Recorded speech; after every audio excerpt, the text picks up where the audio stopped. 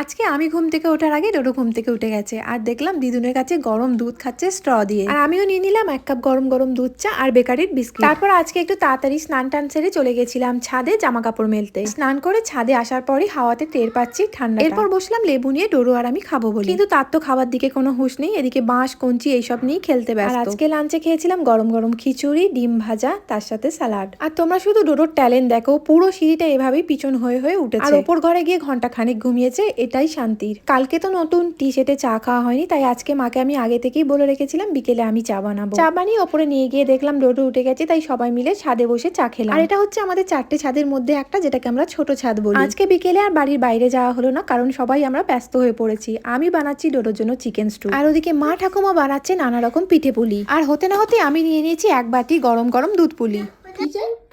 পিঠে পুলি তোমার পছন্দ হয়েছে? খাবো।